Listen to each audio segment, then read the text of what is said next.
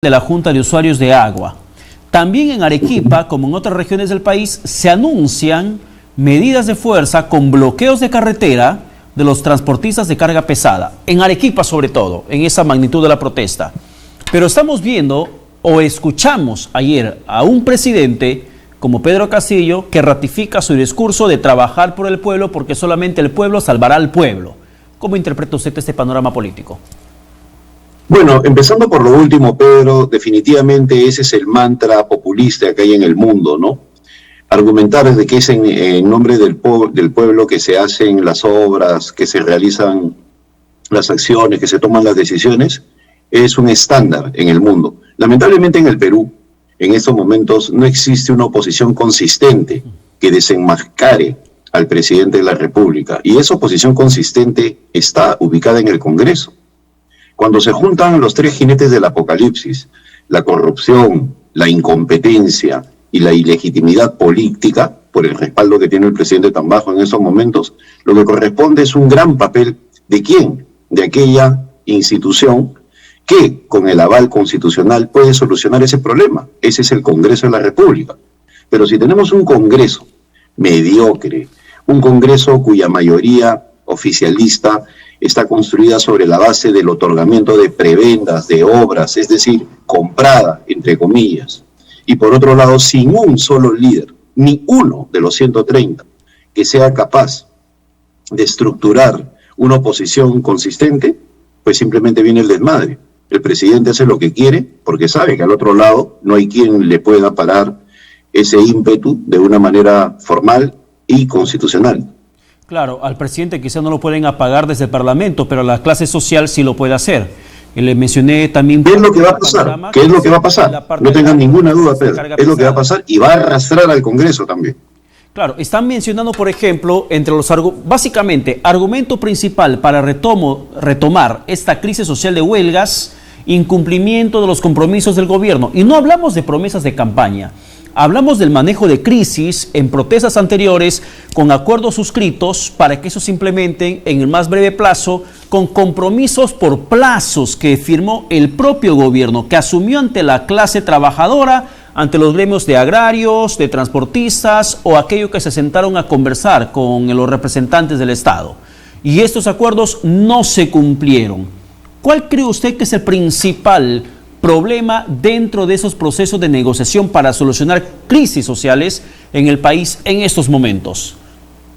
La incompetencia. En primer lugar, cuando se solucionan, entre comillas, las crisis sociales, se hacen sobre la base de promesas, y las promesas tienen que ser cumplidas, pues de lo contrario, la reacción suele ser más grave. Eso lo sabe cualquier persona que trabaje en negociación de conflictos. Por eso existe una entidad especializada que se encarga de hacer el seguimiento a los acuerdos. Eso está en la presidencia del Consejo de Ministros. Pero si a las personas que hacían ese trabajo, el seguimiento a las promesas, las defenestran, las sacan, y para colocar a los amigos de Perú Libre, a los amigotes, pues simplemente tenemos un resultado en el cual se ofrece, se promete, pero no se cumple. El otro elemento es que el gobierno está maquillando la crisis política. Este gobierno, sin ninguna duda, está utilizando recursos que corresponderían a inversión pública para tratar de paliar los efectos de la crisis económica con los bonos y ese tipo de cosas. Entonces no hay recursos en estos momentos, más allá de los mineros. Estamos viviendo una burbuja económica. La gente tiene un poco de dinero en los bolsillos como consecuencia de los bonos, de haber sacado su CTS o de los fondos de las pensiones, para aquellos que lo tienen. Entonces eso genera una dinámica económica ficticia, pero sigue avanzando la ola de la inseguridad alimentaria que se va a ver con fuerza, según los especialistas, desde septiembre, y sigue avanzando la crisis económica porque no hay inversión pública y no hay ingresos, porque no hay inversiones privadas en ese caso. En ese sentido, señor Chepuz, en ese sentido yo le quiero preguntar algo que me parece fundamental que nos pueda explicar como ex ministro de Estado. ¿Necesita de herramientas parlamentarias el Ejecutivo para que pueda impulsar proyectos productivos, como por ejemplo el tema agrario? Insistentemente desde Palacio de Gobierno señalan públicamente de que no pueden hacer mucho en el tema agrario porque el Congreso no aprueba una ley de emergencia del sector agrario. No pueden actuar si el Congreso no aprueba esa ley. Y lo ha dicho el presidente una y mil veces, y otros ministros de Estado lo han dicho una y mil veces. ¿Realmente el Ejecutivo necesita de alguna norma especial para que pueda atender un sector, como en este caso, ese sector agrario peruano? No, y mira, y te hablo de una persona que tiene un pequeño emprendimiento. Yo soy propietario de 6 hectáreas en Huacho, y en septiembre del año pasado, ya se hablaba de la falta de fertilizantes. ¿Por qué? Porque estaban escaseando, y la guerra empezó en febrero de este año, el 25 de febrero, la guerra Ucrania-Rusia, así que no es la guerra. ¿Por qué? Porque simplemente se estaba sobreadelantando las cosechas, los sembríos en otros lugares de América Latina como consecuencia de la exportación industrial. Y los dirigentes agrarios iban a cada rato a los medios de comunicación y al Ministerio de Agricultura a decirle que estaban subiendo los precios de los fertilizantes en septiembre del año pasado. Y la decisión de los parceleros, es decir, toda aquella persona que tiene menos de 10 hectáreas, en su gran mayoría ha sido no sembrar, porque los costos subieron en 200, 300% de fertilizantes. Yo soy uno de ellos. Prefiero tener el terreno ahí o alquilarlo que sembrar. Y mira, y disculpa, y tengo que hacer tengo que ser honesto ante los televidentes en señalar esta situación personal, pero que me permite argumentar de que ese es un descuido del gobierno, porque soy parte del asunto. Ahora, para salir del problema yo y hablar con un enfoque general, el gobierno sabía de esa subida de los fertilizantes y sabía de la crisis que estaban atravesando los pequeños agricultores, y sin embargo no hizo nada desde el año pasado. Generar un fondo agrario era posible hacerlo el año pasado. Había una serie de reuniones y no se necesita de eso para que el Banco Agrario se active y funcione inclusive como una financiera de segundo piso. Es decir, el Banco Agrario, a través de los fondos que le pueda otorgar el Banco de la Nación o líneas del Banco Central de Reserva, presta a través de la gran banca, de las cajas municipales, de las cajas de ahorros, a los pequeños empresarios agrícolas. Simplemente no hay plata, así de simple. Y el gobierno quiere echarle la culpa, como hemos visto en otras oportunidades, al conflicto, a la guerra, Ucrania-Rusia, a la crisis internacional, cuando es simple y llanamente incompetencia. Mira lo que sucedió con los fertilizantes, la coima que se descubrió, estaba paralizado porque el proveedor que iba a coimear no tenía. No, o sea, y por eso no viene la urea.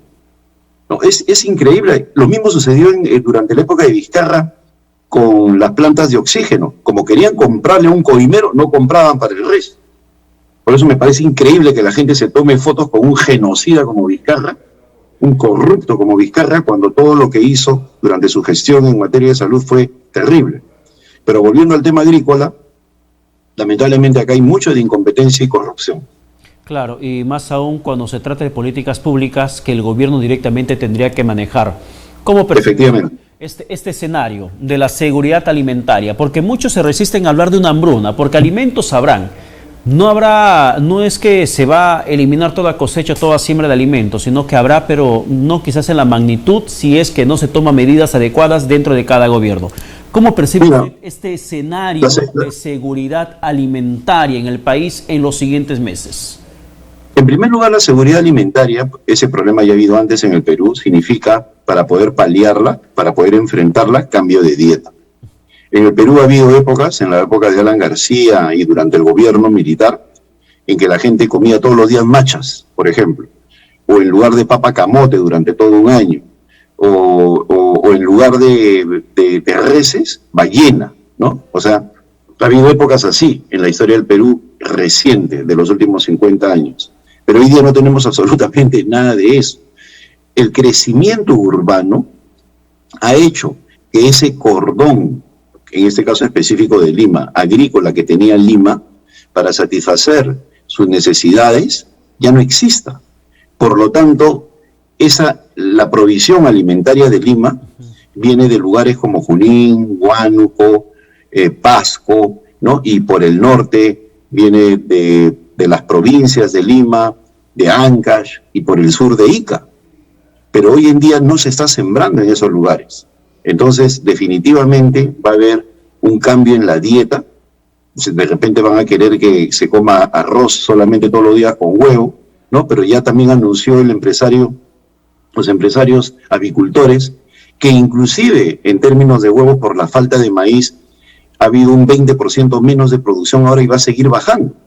Entonces, el tema de la inseguridad alimentaria no es cuestión de decir, sí va a haber, siempre va a haber algo de comer, sino que el cambio de la dieta, la subida de los precios genera condiciones para que la gente coma mal y a veces no coma. O sea, no es un asunto solamente de sembrar, es un asunto de recursos económicos y de disposición. Durante el primer gobierno de Alan García, la gente tenía plata, sobre todo los empleados públicos, pero en los mercados no había nada. Y encima, ese tema también de la inflación, ya estamos llegando a una inflación anualizada de 2 dígitos, también va a pesar sobre la canasta familiar. O sea, son varios los problemas. Y a eso apuntaba mi siguiente pregunta, señor Cheput. Precisamente, usted menciona inflación, nos hace recordar el escenario de Alan García, y yo recuerdo muchísimo las colas que hacía con mi señora madre por un poco de pan, un poco de arroz. Recuerdo claramente cómo se estaría viviendo ahora mismo con mis hijos. Pero en el tema inflacionario, se teme que podamos seguir una escalada inflacionaria, donde nuestra plata, nuestra moneda, va a seguir cada vez más devaluándose frente al precio incrementado de los productos de primera necesidad. En ese sentido, la decisión del gobierno de incrementar el sueldo mínimo en este periodo ha sido prudente, ha sido responsable. Elevar el costo a nivel de empresas para pagar más frente a una situación de escenario internacional muy complejo con el tema de la inflación que venía de a poco elevándose desde meses anteriores.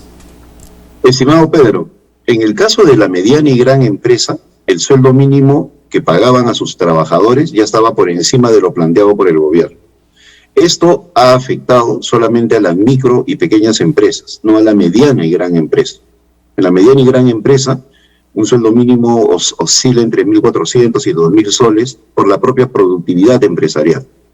En el resto, sí estaba por debajo de los 1.000 soles en algunos casos, y lo único que ha generado esto es de que haya mayor informalidad. Las empresas no están en condiciones de incrementar sus costos laborales, porque se ha incrementado el costo logístico por el incremento de precios de la gasolina, se ha incrementado el costo de seguridad, porque lamentablemente el país está abandonado a su suerte en materia delincuencial, se ha incrementado el costo de los insumos por la disparada del dólar, que ya está bordeando los 4 soles, y se ha disparado el costo de la previsión social, es decir, lo que tienen que ellos pagar para pensiones y salud de sus trabajadores. En el caso de las empresas prestadoras de salud, han incrementado sus primas a las empresas, ¿no? Para brindarles algún tipo de beneficio de seguridad social. Entonces los costos laborales han incrementado, y lo único que ha logrado el gobierno con esta medida es generar más desempleo. Igual que con la medida ridícula de eliminar el outsourcing. A mí me han hablado, o sea, acá no me lo han contado, me han buscado personal de limpieza del Callao para decirme, por favor, deroguen esa ley. ¿Por qué, señora? Le digo, porque antes trabajábamos limpiando las calles bajo la empresa X, y ahora el alcalde ha dicho que ya, como no puede contratar a la empresa X, no nos puede contratar directamente y nos quedamos sin trabajo. Eso es lo que significa eliminar la tercerización. Claro, pero ha sido una política, la tercerización, una política de eliminación de esta figura bastante defendida por el gobierno del presidente Pedro Castillo y de la censurada ministra de Trabajo Betsy Chávez, quien ha celebrado a más no poder el hecho que las empresas tercerizadoras ya dejen de funcionar, porque supuestamente eran estas las que esclavizaban a la clase trabajadora. Bueno, lo que ha sucedido es desempleo, porque lo que no sabe la ministra es que la tercerización no se hace en las actividades que son el corazón del negocio. Si tú tienes un restaurante, tú no tercerizas a un cocinero, tercerizas al vigilante, al que hace limpieza o al contador, porque esos no le importan al cliente. Si tú vas a comer un plato de comida a un restaurante como yo, nos interesa lo que prepare el chef, la forma como compran los alimentos, ¿no? Y cómo me atiende el mozo. Esos están en planilla. El resto, el vigilante de la puerta, el que limpia los baños, el que hace los sistemas de cómputo, la contabilidad, pueden ser tercerizados. Entonces eso le quita a las empresas costos fijos, que acabamos de hablar, los costos laborales, y lo convierte en variables. De esa manera puede prescindir o no, o contratar a alguien mejor, ¿no? Le quita ese peso. Yo voy por el lado de la competitividad y la productividad. Pero si tú lo tienes en planilla, a esos trabajadores, ¿qué es lo que está pasando ahorita? El día jueves, Pedro, el día jueves ha salido una medida indicando que se va a fortalecer la sindicalización de los trabajadores, ¿ya? Y se va a sindicalizar hasta los practicantes y la gente de confianza. O sea, ya la locura. O sea, llega un gerente con su gente de confianza a una empresa, piensa en el sector privado o público, pero esto va a funcionar más en el público, y el gerente se va por incompetente o porque le ligó otro trabajo. Y su gente de confianza, como ya está sindicalizada, se tiene que quedar, en lugar de que venga otro gerente y pueda gozar de ese beneficio y llegar con su gente de confianza. ¿Y para qué? Está haciendo el gobierno, como ha llenado el aparato gubernamental de gente de confianza, quiere que se les permita sindicalizarse para que luego nadie lo saque. No, o sea, estamos en medio de una locura laboral, pero en nuestro Congreso, donde hay muchos expertos en selfies, en Instagram, en Facebook, ¿no? Que caminan con su álbum de foto imitando a Trump, ¿no? Que todos se toman selfie, no hay ni uno, ¿no? Ni los economistas rimbombantes, ni los militares gritones, ni uno que diga, miren lo que está pasando en materia laboral, la forma como se está generando las condiciones para que exista un sindicalismo fuerte que apoye, como sucedió en el pasado con los sindicatos de la Revolución Peruana, que terminaron convertidos en partido político, el Partido Socialista de los Trabajadores, que lideraba Leonidas Figueroa, ex general de la Revolución Peruana con Juan Velasco Alvarado, o mecanismos ya más sutiles como la CTP aprista durante el primer gobierno de Ala, ¿no? Son fuerzas laborales que luego activan políticamente, y ahorita está pasando lo mismo, y como nuestros parlamentarios están preocupados de otra cosa, lo permiten o ni se dan cuenta. Ya, pero señor Cheput, en este universo de 130 congresistas, ¿usted percibe alguno que sea lo suficientemente decente y bueno que pueda liderar la mesa directiva y probablemente, de acuerdo a lo que viene en este segundo semestre del año, asumir la presidencia de la República? Porque no es un escenario descabellado hablar de una remoción del cargo de presidente de Pedro Castillo, con lo que se le viene en tema de investigaciones, con lo que está pasando con Dina Boluarte, que va camino a ser censurada por el Parlamento, y además a una suspensión de ejercer 10 años la función pública, la vicepresidenta. ¿Encuentra usted alguna figura que podría, en cierto modo, capear el temporal de crisis política en el hipotético caso de que asuma temporalmente la presidencia de la República? Mira, decente y bueno son excelentes atributos, los que han mencionado, pero sin el atributo político no sirven de nada. Decente y bueno fue Pedro Lechea. Y le pasaron la crisis política le pasó por encima, porque ni siquiera se da cuenta de lo que estaba pasando, a pesar de los consejos que le dábamos. Levanta la sesión del Congreso, no, yo quiero hacer esto, y ya le cerraron el Congreso. Decente y buenos han sido muchos, pero sin experiencia política. Yo creo que en este momento se requiere a alguien que sea relativamente bueno, ¿no? Por usar el mismo término, decente, indiscutiblemente por lo que estamos viviendo, pero que tenga atributos políticos, porque lo que se viene va a ser muy grave. El presidente la ha emprendido contra el Congreso. Tú y yo consumimos política, vemos la televisión, y el día de ayer el presidente en discurso que había los holgazanes, o sea, los ha tratado de holgazanes para abajo, ¿no? Yo no tengo duda que el presidente los está poniendo contra la pared, y como en el Congreso pues se ponen así de inmediato, ¿no? Porque quieren quedarse los 4 años, los está confrontando para que de esa manera minimicen sus expectativas de fiscalización, porque está la amenaza de cerrarlos, de disolverlos, ¿no? Más aún ahora de que están tomando el control paulatino de las Fuerzas Armadas y Policiales. Entonces, la verdad es que yo preferiría a alguien con experiencia política y que tenga los otros atributos, aunque según Maquiavelo el poder exige de otras características más que la bondad, pero que tenga pues las condiciones políticas como para enfrentarse a Castillo, poner en su sitio a Aníbal Torres, empezando por censurarlo. Y mira, yo te digo una cosa, lo que yo señalé el 2 de agosto, Pedro, de que no debían darle la confianza a Guido Bellido, ahí está la clave del asunto. Si el Congreso hubiera actuado así, sacándolo a Guido Bellido, no dándole la confianza por sus características, su ligación con Sendero Luminoso, etcétera, etcétera, ahora se ha transformado para la pantalla, ¿no? Pero como él llegó, todo eso, las cosas no estarían como están, porque el mensaje era clarísimo, no vamos a tolerar. Y si el presidente ponía a otro de las mismas características para disolver el Congreso, primero vacabas al presidente pues de mostrar incapacidad moral. Desde el momento que coloca lo peor y no lo mejor para un cargo tan importante como el de Premier. Pero se olvidaron del dicho maquiavélico. perdón, aristotélico. La debilidad nunca paga, ni en materia política, ni con tu pareja, ni con nadie. Y me refiero a la debilidad al tipo sumiso, ¿no? No a la persona que sabe presentar sus posiciones de manera cortés y adecuada, en defensa de la Constitución en este caso. Ni en las relaciones personales, ni nada, la debilidad nunca paga. Uno tiene que saber negociar, tiene que saber ser firme. Y el Congreso desde el primer instante se mostró débil. Y obviamente los cubanos que asesoran al presidente, y el propio presidente, y Vladimir Cerrón, y todo el mundo, dijeron, esto les tiran maíz, y se ponen de tu lado. Y ahí están los niños. Los maiciaron, como dicen en México, ¿no? Tu puente, tu camino, ¿no? Ya tienes a los niños. Y fueron construyendo una mayoría. Y el resto, no pasa nada, porque eso los asusta. Si como quieren quedarse, simplemente no van a hacer nada. Y ahí tienes el resultado. Un Congreso absolutamente debilitado, en el cual, lamentablemente, en estos momentos, un presidente honesto y decente no hace la diferencia. Se requiere el tercer atributo, el político.